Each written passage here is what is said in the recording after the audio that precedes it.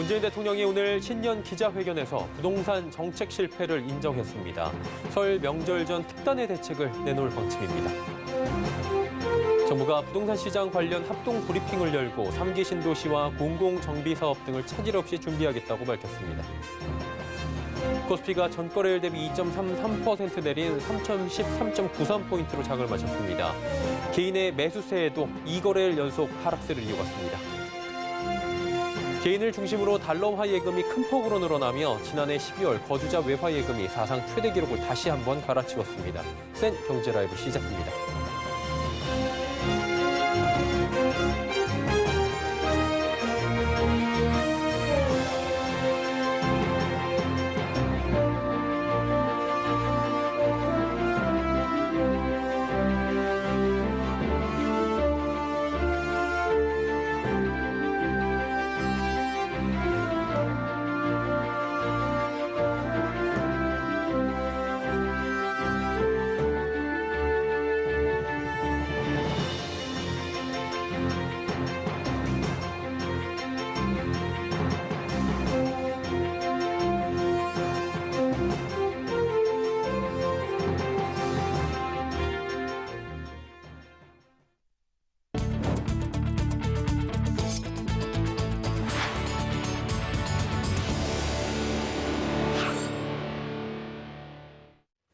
시청자 여러분 안녕하십니까? 센 경제라이브 서정덕입니다. 문재인 대통령이 오늘 신년 기자회견에서 또다시 부동산 정책 실패를 인정했습니다. 그러면서 설 명절 전에 특단의 대책을 내놓겠다고 재차 밝혔습니다. 설석용 기자입니다. 문재인 대통령이 부동산에 대한 특단의 대책을 마련하려고 한다고 밝혔습니다. 문 대통령은 오늘 청와대 춘추관에서 열린 신년 기자회견에서 부동산 안정화에 성공하지 못했다고 인정하면서 이같이 말했습니다. 이어 과거 정부에 비해서 주택 공급을 늘렸다면서 투기를 잘 차단하면 충분한 공급이 될 것이라는 판단이 있었다는 게 사실이라고 토로하기도 했습니다. 그러면서 시장이 예상하는 수준을 훨씬 뛰어넘게 주택 공급을 특별히 늘리겠다며 공급이 부족하다는 국민적 불안을 일거에 해소하자는 데 목적을 두고 있다고 설명했습니다.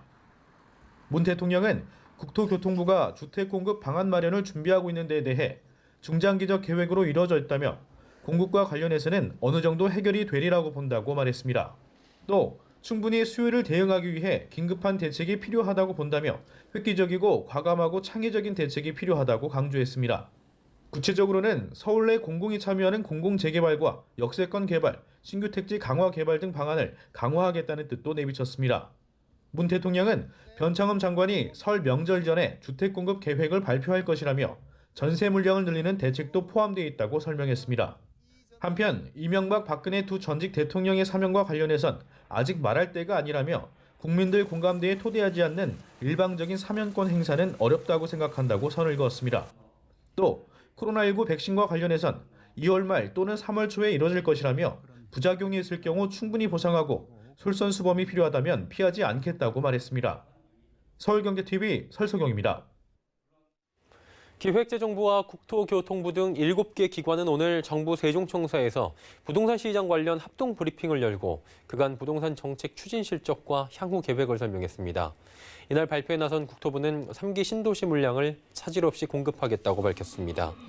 남양주 왕숙과 하남 교산, 인천 계양, 고양 창릉, 부천 대장 등 총 5곳의 지구계획 확정을 연내에 마무리 짓는 것을 목표로 하고 있다며 이전 보금자리 사업보다 3년 이상 빠르게 절차가 진행되고 있다고 밝혔습니다. 서울시는 올 한 해 정부와 긴밀하게 협력해 공공재개발 등 공공정비사업, 역세권 주택 공급 활성화, 전세 대책 등을 차질 없이 준비하겠다고 밝혔습니다. 공공재개발과 공공재건축뿐만 아니라 200가구 미만의 소규모 단지를 대상으로 하는 미니 대건축을 공공소규모 재건축으로 새로 도입한다는 방침입니다. 코스피가 개인들의 매수세에도 2거래일 연속 하락 마감했습니다. 오늘 코스피 지수는 전거래일 대비 2.33% 하락한 3,013.93포인트의 장을 마감했습니다. 코스닥 역시 2거래일 연속 하락하며 전거래일 대비 2.05% 하락한 944.67포인트의 장을 마쳤습니다. 이날 하락 출발한 코스피는 낙폭을 잠시 줄였지만 기관과 외국인의 매도세가 강해지며 장중 3,003선까지 밀리기도 했습니다. 특히 오후 2시경 삼성전자 이재용 부회장의 국정농단 파기환송심에서 징역 2년 6개월의 실형이 선고되며 삼성전자의 낙폭이 커졌고 이에 시장 하락폭도 함께 커졌습니다. 반면 개인 투자자들은 매수세를 이어갔습니다. 이날 코스피 시장에서 외국인과 기관은 각각 2,214억 원, 2,724억 원씩 매도했지만 개인은 5,139억 원 매수하며 시장 하락을 방어했습니다. 코스피 시가총액 상위 종목 대다수가 하락한 가운데 SK하이닉스와 현대차가 상승 마감했습니다. 이재용 삼성전자 부회장이 법정 구속됐습니다. 대법원이 이 부회장의 뇌물 혐의를 유죄로 인정한 만큼 이번 판결에 정재계에 관심이 집중됐었는데요. 결국 실형을 면치 못하게 됐습니다. 서청석 기자입니다. 이재용 부회장이 오늘 열린 파기환송심에서 징역 2년 6개월의 실형을 선고받으며 3년 만에 다시 법정 구속됐습니다. 이재용 삼성전자 부회장은 지난 2017년 박근혜 전 대통령과 최소원 씨에게 경영권 승계 등을 도와달라는 청탁과 뇌물을 건넨 혐의 등으로 구속 기소됐습니다. 1심과 2심에서 뇌물액에 대한 판단 여부가 달라 파기환송심까지 오게 된 건데 결국 유죄로 인정됐던 86억 원 뇌물에 대한 형량을 줄이지 못하고 실형을 받게 된 겁니다. 이번 선고에서 결정적으로 작용한 건 이 부회장이 만든 삼성준법감시위원회의 실효성 여부였습니다. 재판부는 파기환송심 과정에서 준법감시위원회가 실질적으로 운영될 경우 감형 요소로 고려하겠다고 했지만 오늘 재판에서 준감위가 실효성을 충족했다고 보기 어렵다고 말하며 양형에 반영하지 않은 겁니다. 이재용 부회장의 실형 소식에 경제계는 충격에 휩싸였습니다. 전국경제인연합회는 입장문을 통해 한국 경제를 지탱하는 데 일조해온 이재용 부회장의 구속 판결을 안타깝게 생각한다고 밝혔습니다. 글로벌 반도체 경쟁을 하고 있는 삼성전자에 차질이 생길 것이라는 의견도 나왔습니다. 반도체 분야에서는 대만의 TSMC와 치열하게 다툼을 벌이고 있는 와중에 법정 구속이 됨으로 인해서 삼성이 올해 투자하고 향후 10년간 133조 원을 투자하기로 예정이 되어 있었는데 이러한 투자 계획 일정에 큰 차질이 생겼고 다만 4년 가까이 끌어온 이재용 부회장의 사법 리스크가 해결돼 오히려 삼성전자의 불확실성도 해소됐다는 시각도 있습니다. 서울경제TV 서청석입니다. 개인을 중심으로 한 달러화 예금이 큰 폭으로 늘어나며 지난해 12월 거주자 외화 예금이 사상 최대 기록을 다시 한번 갈아치웠습니다. 한국은행에 따르면 작년 12월 말 기준 외국환 은행의 거주자 외화 예금 잔액은 942억 달러로 전월 대비 5억 9천만 달러 늘어났습니다. 지난해 10월 이후 3개월 연속 역대 최고 기록입니다. 거주자 외화 예금은 내국인과 국내 기업, 국내 6개월 이상 거주한 외국인, 국내 진출한 외국 기업 등의 국내 외화 예금을 말합니다. 기업 예금이 한 달 만에 2억 달러 감소한 반면 개인 예금이 177억 8천만 달러로 7억 9천만 달러나 급증했습니다. 외화 예금 가운데 개인이 차지하는 비중은 22.2%로 지난해 2월 이후 가장 높은 수준입니다. 이달 들어 서울 아파트 매매 거래 중 지난달보다 가격이 낮게 거래된 사례가 증가했다라는 통계 조사가 나왔습니다. 그러나 한국부동산원이나 민간 조사기관의 집값 통계에선 아직까지 하락의 움직임이 포착되지 않고 있는 분위기인데요. 어찌된 일인지 지혜진 기자가 알아봤습니다. 박상혁 더불어민주당 의원은 1월 1일부터 14일까지 이뤄진 서울 아파트 매매 거래 중 가격이 하락한 사례가 지난 12월보다 늘었다고 밝혔습니다.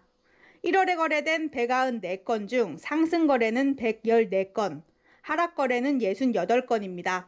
지난해 12월에는 총 2,334건의 거래 중 상승 1,794건, 하락 546건이었습니다.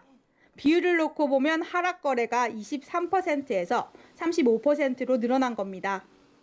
강남구에서는 개포주공 6단지 전용 53제곱미터가 11월 최고가보다 2천만 원 낮은 17억 8천만 원에 거래됐습니다. 노원구 상계주공 9단지 전용 49제곱미터도 지난달 5억 9천만 원에 팔렸던 게 이달 2일 5억 5천만 원에 거래됐습니다. 그러나 단지별 특수성이 반영되지 않은 경우도 있었습니다. 박상혁 의원실은 서초구 LH 서초 4단지가 종전 최고가 10억 원에 거래됐던 게 5억 7,600만 원까지 낮게 거래되며 절반 가까이 가격이 떨어졌다고 밝혔습니다. 하지만 5억 원대 거래는 10년 공공임대 뒤 분양 전환된 사례로 단순 비교하기 어렵습니다. 또한 여전히 상승 거래수가 하락보다 많은 만큼 집값 안정으로 보기엔 무리가 있습니다. 한국부동산원이나 민간조사기관인 부동산 114 등에서도 가격 하락의 움직임은 보이지 않는 상태입니다.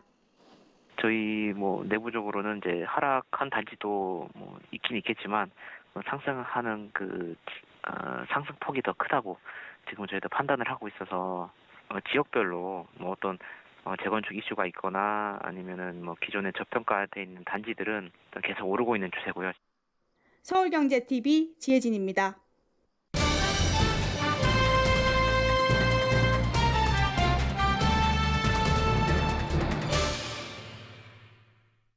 연초부터 공매도 재개를 둘러싸고 주식시장이 뜨거운 상황입니다. 금융당국은 작년 3월부터 코로나19 상황 등을 고려해 공매도 제도를 금지해 왔었죠.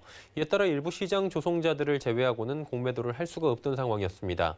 그런데 금융위원회가 오는 3월 16일부터 예정된 대로 공매도를 재개할 것이다 라고 밝히며 시장에서는 찬반 논란이 불거지고 있는 상황입니다. 그래서 오늘 이 시간에는 공매도 재개가 이루어지는 것이 합리적이다라는 주장과 아직은 섣부르다라는 주장 두 가지 의견을 각각 저희가 들어보도록 하겠습니다.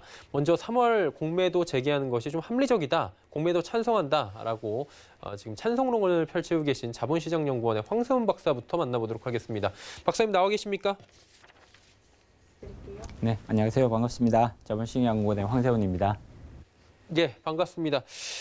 공매도가 3월에 추가 금지 조치 없이 재개한다라는 소식이 지금 전해지고 있는 상황이에요. 박사님께서는 필요성 주장을 하셨는데 어떤 이유인지 좀 들어볼 수 있습니까?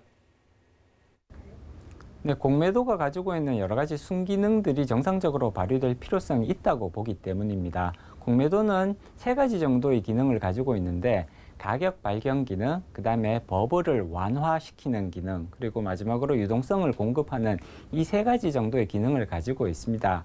현재 우리나라 코스피 시장 굉장히 빠른 주가 상승을 보이고 있습니다. 1월 첫 주에만 9.7%라는 기록적인 상승세를 보여왔습니다. 이렇기 때문에 주식시장에서 너무 과열되고 있는 것이 아니냐라는 우려가 확대되고 있는 것이고요. 버블에 대한 우려가 확대되고 있는 것이죠. 그렇기 때문에 현재 금지되어 있는 공매도를 재개함으로써 이런 버블을 완화시키는 그런 공매도의 정상적인 기능이 되살아날 수 있도록 만들어주는 것이 오히려 필요한 시점이라고 볼 수가 있습니다. 따라서 금융위원회가 3월 16일에 공매도를 재개하겠다고 하는 그런 정책적 판단은 합리적인 선택이라고 볼 수 있습니다. 순기능을 좀 말씀해 주셨는데 사실 시장에서는 지금 잘 가고 있던 시장이 하락세를 괜히 보이지 않을까 이런 우려가 있는데 이 부분은 좀 박사님 어떻게 보세요? 일단 공매도가 재개되면 시장이 큰 폭으로 하락할 수 있다라는 우려가 제기가 되고 있습니다. 그렇지만 이런 우려는 합리적인 우려라고 보기가 어렵습니다. 제일 먼저 현재의 시장 상황, 그다음에 주가 상승 그런 모습들을 분석을 해보면요. 현재는 지금 코스피 상위 30개 내지 40개 종목에 의해서 코스피 상승세가 주도가 되고 있습니다. 이런 종목들이 주가 상승하면서 지수를 끌고 가는 그런 모습이거든요. 그렇기 때문에 공매도가 재개가 된다고 하더라도 이 상위 30개, 많게는 50개 정도의 종목에 공매도가 집중될 가능성은 상당히 낮다고 예상해 볼 수가 있습니다. 실적 개선세가 굉장히 뚜렷한 종목이고요. 향후에도 굉장히 건실한 그런 영업 실적을 보일 우량 종목들이기 때문에 이러한 종목에 공매도가 집중되었다가는 오히려 공매도 투자자들이 대규모 투자 손실을 볼 가능성이 상당히 높다고 예상할 수가 있는 거거든요. 그렇기 때문에 이러한 종목들의 공매도가 집중될 가능성은 상당히 낮다고 예상해 볼 수가 있습니다. 오히려 공매도가 집중되는 종목은 조금 어려움을 겪는 종목들이나 혹은 그 테마주와 같은 이러한 종목들의 공매도가 집중될 가능성이 더 크다고 볼 수가 있겠죠. 따라서 시장이 대규모로 하락할 가능성은 지극히 제한적인 수준이라고 볼 수가 있는 거죠. 예, 뭐 정리해보자면 현 시장을 리딩하고 있는, 주도하고 있는 우량주는 괜찮을 것이다라는 말씀이신데 지금 이것과 관련해서도 문제점이 제기가 되지만 제도 필요성에 대해서도 얘기가 나오잖아요. 박사님께서는 3월이면 이 공매도 제도가 개선이 충분히 이루어질 수 있다라고 보시는 건가요? 공매도 재개를 위해서 필요한 부분은 불법 행위에 대한 처벌을 강화하는 부분하고요. 그다음에 개인 투자자들에 대한 접근성을 개선하는 이 두 가지 부분으로 나누어 볼 수가 있습니다. 작년 12월 달에 처벌 강화를 위한 법 개정이 이루어졌고요. 그리고 시행령 개정 작업들이 이루어지고 있습니다. 이러한 개정들이 완료가 되면 사실상 공매도에 관련된 불법 행위들에 대한 처벌이 이전에 비해서는 굉장히 높은 수준으로 강화될 것으로 보이고요. 가시적인 성과, 효과가 나타날 걸로 예상해 볼 수 있습니다. 따라서 처벌과 불법 행위와 관련된 그런 처벌에 대해서는 이미 가시적인 그런 개선 움직임들이 관찰되고 있다라는 부분이고요. 개인 투자자들의 공매도 접근성 개선과 관련된 부분에서는 지금 현재 이러한 부분들을 보완하기 위한, 제도적으로 보완하기 위한 노력들이 진행 중에 있습니다. 따라서 어느 수준까지 지금 개선이 가능할지에 대한 부분들은 조금 더 지켜봐야 되겠습니다만 3월 달까지 이러한 접근성에 대한 개선 작업들은 어느 정도의 성과를 낼 수 있을 것으로 예상이 됩니다. 물론 투자자분들의 눈높이랑 다소간의 괴리감이 나타날 수는 있겠죠. 그렇지만 공매도 접근성 개선에 관련된 부분은 단기간에 그러한 굉장히 폭넓은 서비스를 제공하기에는 한계가 존재하는 것도 사실입니다. 시장이 성장하면서 더 많은 종목, 그다음에 더 많은 수량을 서비스할 수 있는 것이 사실이기 때문에 이 정도의 수준, 그러니까 현재 준비되고 있는 수준에서 일단 공매도를 재개하면서 같이 시장을 키워가려는 이런 노력들이 오히려 더 필요한 시점이라고 볼 수가 있죠.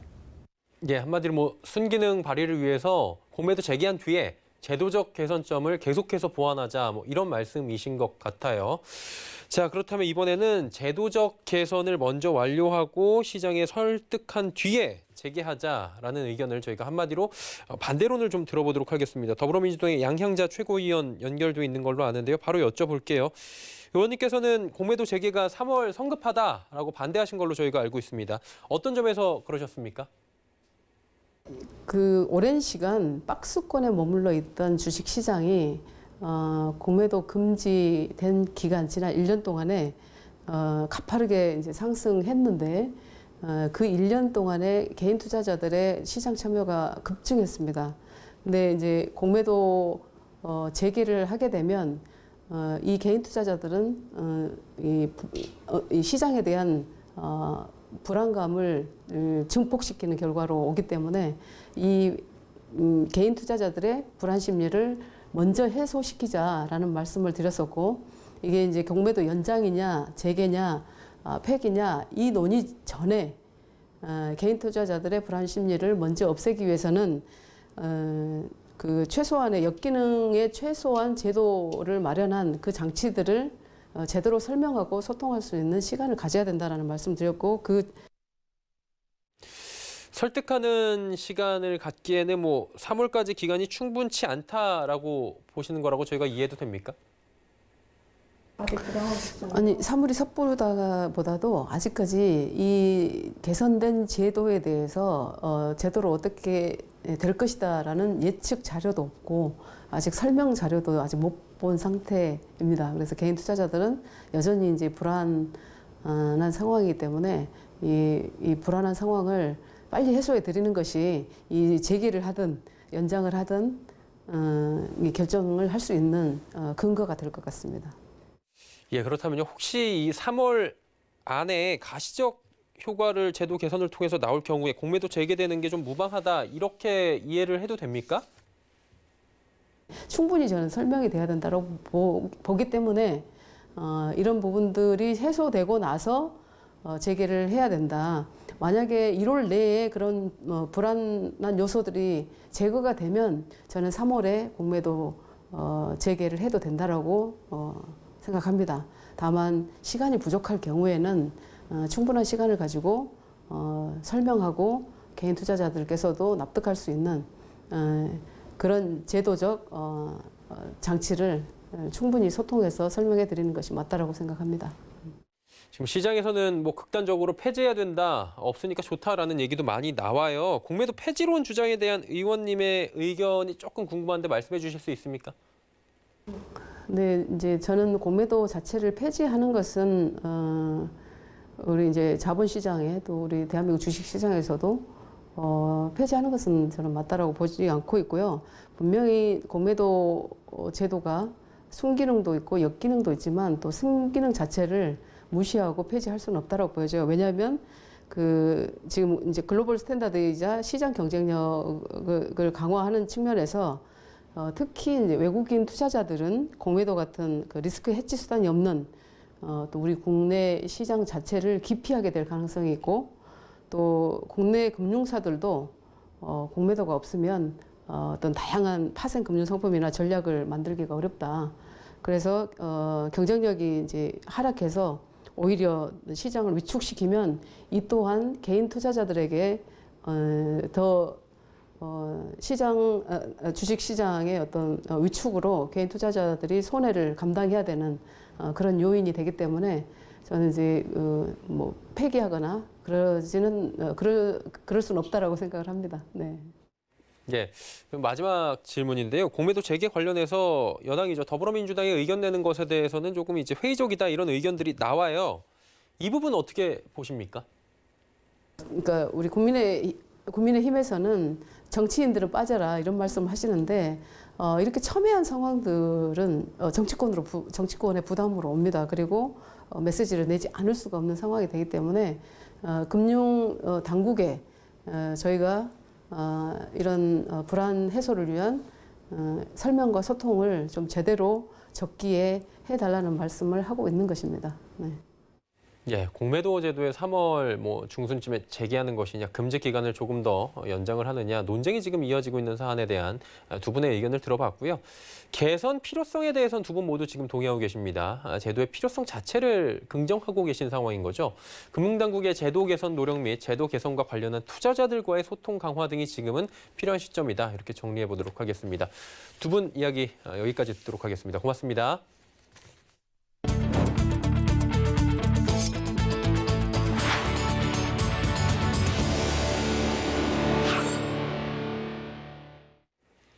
국내 투자자들의 해외 주식 투자 열기가 이어지고 있는 가운데 이른바 서학개미들의 투자 심리는 전기차 관련 종목으로 향했습니다. 한국예탁결제원에 따르면 1월 1일부터 15일 동안 이 국내 투자자들의 해외 주식 순매수액은 22억 5,400만 달러로 집계됐습니다. 이는 지난해 같은 기간과 비교하면 6배에 달하는 규모입니다. 이 가운데 서학개미가 순매수한 종목의 88%는 미국 주식에 쏠렸고 선호 업종은 전기차 관련 종목이었습니다. 순매수 1위 종목은 미국 전기차 업체 테슬라가 차지했고 최근 자율주행 전기차 생산 계획을 밝힌 애플이 그 뒤를 이었습니다. 또 전기차 사업 진출을 공식 선언한 바이두는 3위에 이름을 올렸습니다. 신동빈 롯데 회장이 창업주인 고 신격호 명예회장의 일주기를 맞아 열린 추모식에서 신 명예회장의 가르침을 깊이 새기겠다고 밝혔습니다. 롯데는 오늘부터 22일까지 5일 동안 사회적 거리두기 방침에 따라 추모식 대신 온라인 추모관에서 신 명예회장을 추모합니다. 온라인 추모관에는 추모사와 추모 영상, 신 명예회장의 일대기와 어록 등이 게재됐고 추모 영상에는 맨손으로 일본으로 건너가 사업을 일구고 한국에 투자해 식품과 관광, 유통, 중화학 산업 발전에 기여한 신 명예회장의 업적을 재조명하는 내용이 담겼습니다.